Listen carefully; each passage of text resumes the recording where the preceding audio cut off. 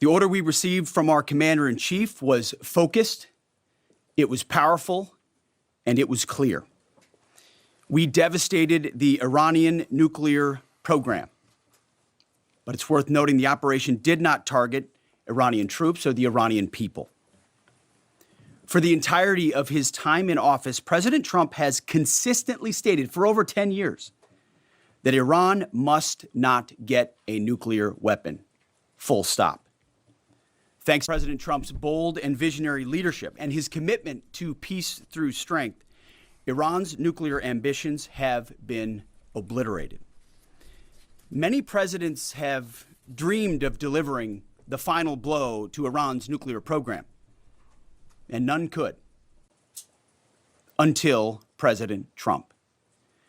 The operation President Trump planned was bold and it was brilliant, showing the world that American deterrence is back. When this president speaks, the world should listen. And the U.S. military, we can back it up. The most powerful military the world has ever known. No other country on planet Earth could have conducted the operation that the chairman is going to outline this morning. Not even close.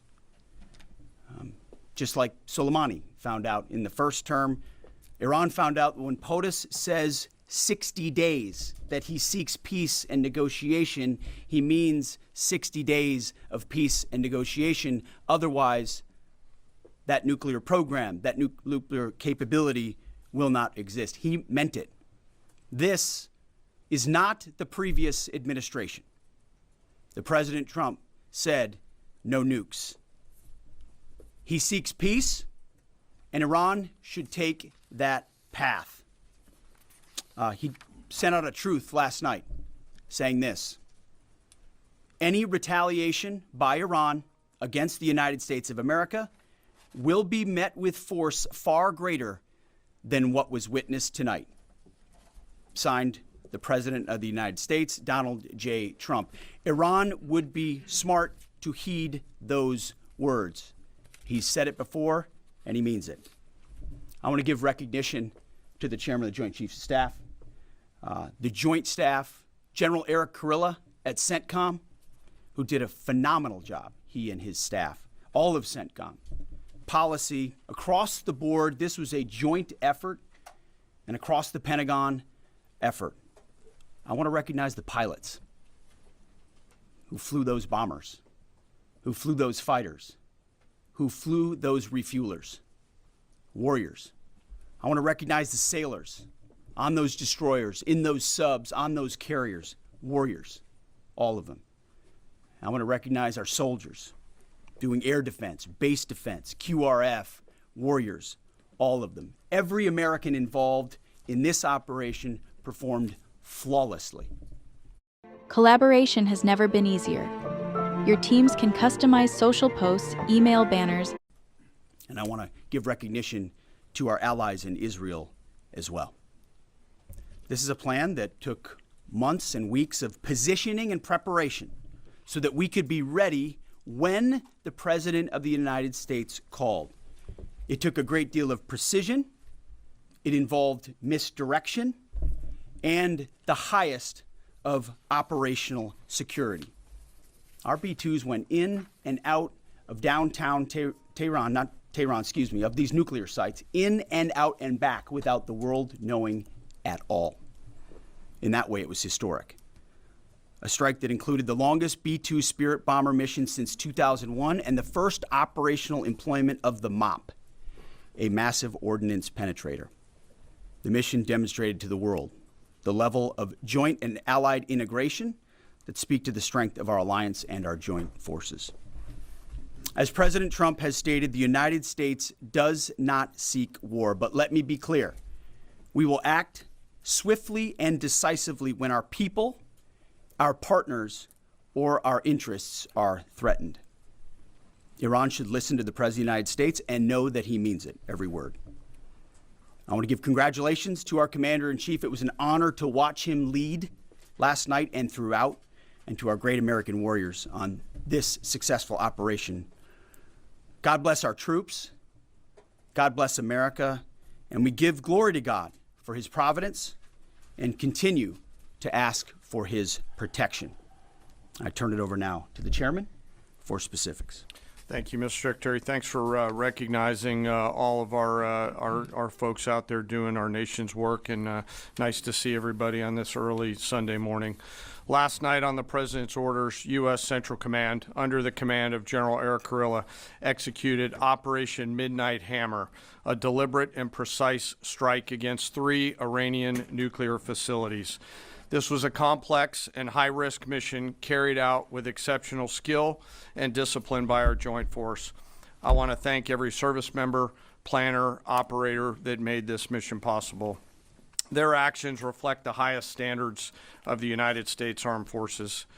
This operation was designed to severely degrade Iran's nuclear weapons infrastructure. It was planned and executed across multiple domains and theaters with coordination that reflects our ability to project power globally with speed and precision at the time and place of our nation's choosing. This was a highly classified mission with very few people in Washington knowing the timing or nature of this plan. I'll refer you to the graphic on the side as I walk you through some of the operational details. At midnight Friday into Saturday morning, a large B-2 strike package comprised of bombers launched from the continental United States. As part of the plan to maintain tactical surprise, part of the package proceeded to the west and into the Pacific as a decoy, a deception effort known only to an extremely small number of planners and key leaders here in Washington and in Tampa. The main strike package, comprised of 7 B-2 Spirit bombers, each with 2 crew members, proceeded quietly to the east with minimal communications. Throughout the 18-hour flight into the target area, the aircraft completed multiple in-flight refuelings. Once over land, the B-2s linked up with escort and support aircraft in a complex, tightly timed maneuver requiring exact synchronization across multiple platforms in a narrow piece of airspace, all done with minimal communications. This type of integration is exactly what our joint force does better than anyone else in the world. At approximately 5 p.m. Eastern Standard Time last night, and just prior to the strike package entering Iran, a U.S. submarine in the Central Command Area of Responsibility launched more than 24 Tomahawk land attack cruise missiles against key surface infrastructure targets at Esfahan.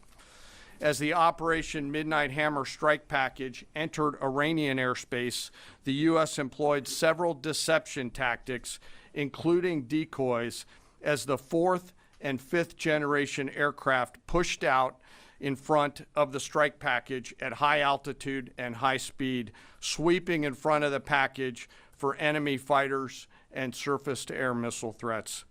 The strike package was supported by U.S. Strategic Command, U.S. Transportation Command, U.S. Cyber Command, U.S. Space Command, U.S. Space Force, and U.S. European Command. As the strike package approached Fordo and Natanz, the U.S. protection package employed high-speed suppression weapons to ensure safe passage of the strike package, with fighter assets employing preemptive suppressing fires against any potential Iranian surface-to-air threats. We are currently unaware of any shots fired at the U.S. strike package on the way in. At approximately 6:40 p.m. Eastern Standard Time, 2:10 a.m. Iran time, the lead B-2 dropped 2 GBU-57 massive ordnance penetrator weapons on the first of several aim points at Fordo. As the president stated last night, the remaining bombers then hit their targets as well, with a total of 14 MOPs dropped against 2 nuclear target areas. All 3 Iranian nuclear infrastructure targets were struck between 6:40 p.m. and 7:05 p.m. Eastern Time. Again, that's about 2:10 in the morning local time in Iran, with the Tomahawk missiles being the last to strike at Esfahan to ensure we retain the element of surprise throughout the operation. Following weapons release, the Midnight Hammer strike package exited Iranian airspace and the package began its return home. We are unaware of any shots fired at the package on the way out. Iran's fighters did not fly, and it appears that Iran's surface-to-air missile systems did not see us. Throughout the mission, we retained the element of surprise. In total, U.S. forces employed approximately 75 precision-guided weapons during this operation. This included, as the President stated last night, 14 30,000-pound GBU-57 massive ordnance penetrators, marking the first ever operational use of this weapon. I know that battle damage is of great interest. Final battle damage will take some time, but initial battle damage assessments indicate that all three sites sustained extremely severe damage and destruction. More than 125 U.S. aircraft participated in this mission, including B-2 stealth bombers, multiple flights of fourth and fifth generation fighters, dozens and dozens of air refueling tankers, a guided missile submarine, and a full array of intelligence, surveillance, and reconnaissance aircraft, as well as hundreds of maintenance and operational professionals. As the Secretary said, this was the largest B-2 operational strike in U.S. history and the second longest B-2 mission ever flown, exceeded only by those in the days following 9/11. Well prior to the strike, General Kurilla elevated force protection measures across the region, especially in Iraq, Syria, and the Gulf.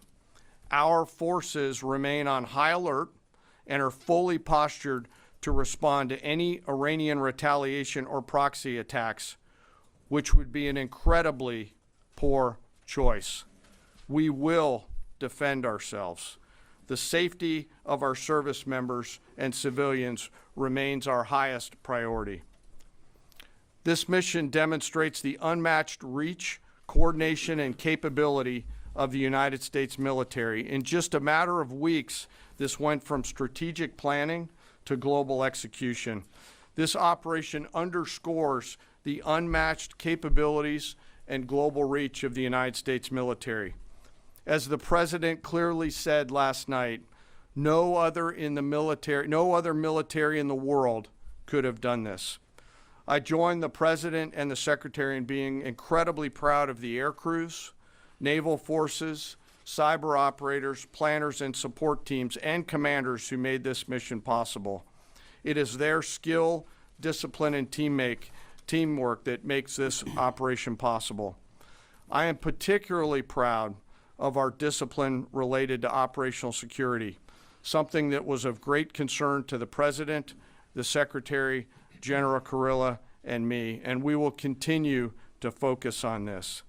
As we stand here this morning, many assets are still airborne, and we have hundreds deployed.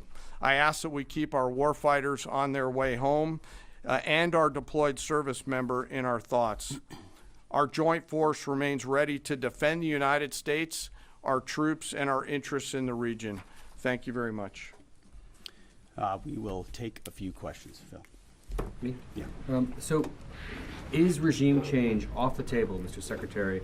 And to the chairman, you said the battle damage assessment is still ongoing, but do you believe that some nuclear capability in Iran remains? This mission was not and has not been about regime change.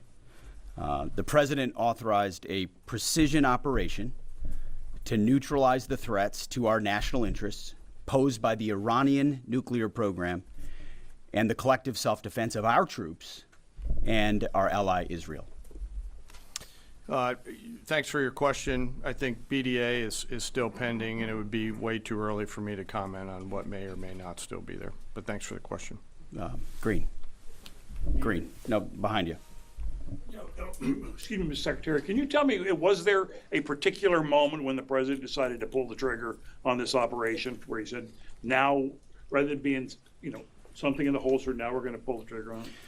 I would just say, having the opportunity to witness his leadership, he was fully committed to the peace process. Wanted a negotiated outcome, gave Iran every single opportunity, and unfortunately was met by stonewalling, which is why he gave them plenty of time to continue to come to the table and give up enrichment, give up the nuclear program. But there was I won't say the particular moment, there was certainly a moment in time where he realized that it had to be a certain action taken in order to minimize the threat to us and our troops. Yeah. General, you say that General Kurilla increased force protection in Iraq, Syria, and Gulf, in those areas. Were they given any advance warning the attacks were coming? And also, Mr. Secretary, when were congressional leaders notified? How long before the attacks took place? Sir, to your first question, you know, the risk has clearly been rising over the last few weeks in the region. Based on that and not a particular awareness of this operation, we've made smart decisions to minimize the risk to U.S. forces in the region. So they were given no advance warning? No, sir. And congressional? They were notified after the planes were safely out. Well, we complied with the notification requirements of the War Powers Act. After the attacks, they were notified? They were immediately thereafter. Yes. Thank you, Secretary. Two quick questions. Do you believe you completely destroyed Iranian nuclear program? And how about Iranian ballistic missiles? Your ally as Israel always saying that is biggest threat. And second question is very important. What will be your next step if Iran or militias under Iranian influence in the region attack U.S. interests or allies in the region? And you can chime in on this too, Mr. Chairman. The battle damage assessment is ongoing, but our initial assessment, as the chairman said, is that all of our precision munitions struck where we wanted them to strike and had the desired effect. Which means especially in Fordo, which was the primary target here, we believe we achieved destruction of capabilities there. Ultimately, wherever it may be, whether it's in Iraq or Syria or bases in the Gulf, as the president said, it would be, as the chairman said, it would be a very bad idea for Iran or its proxies to attempt to attack American forces. Yes. Thank you, Mr. Secretary. Regarding retaliations, Iran and North Korea are cooperating on nuclear and missile development. Do you think there is a possibility that Iran, North Korea, and the other forces, such as China, will join forces to retaliate against the United States? Well, unfortunately, because of the policies under the previous administration, we drove those countries together. And ultimately, that creates a challenging environment. For this particular operation, the focus is on Iran and Iranian nuclear capabilities. That's our focus here, is to not just say that they can't have, but President Trump has said from over 20 years, frankly, Iran cannot have a nuclear weapon. And ultimately, he decided this is the moment, given their stonewalling, when direct military action had to be taken to prevent that from happening. Yes. Thank you very much. General Cane, I understand OPSEC, I respect OPSEC. Can you say at all what security procedures are being taken to protect U.S. troops in Iraq and elsewhere in the Middle East? And Secretary Hegsheth, as a global war on terrorism veteran, what do you say to veterans who may be concerned the U.S. is getting into another open-ended war in the Middle East over weapons of mass destruction? Thanks, sir, for the question. I won't comment on what force protection measures are being taken in the region.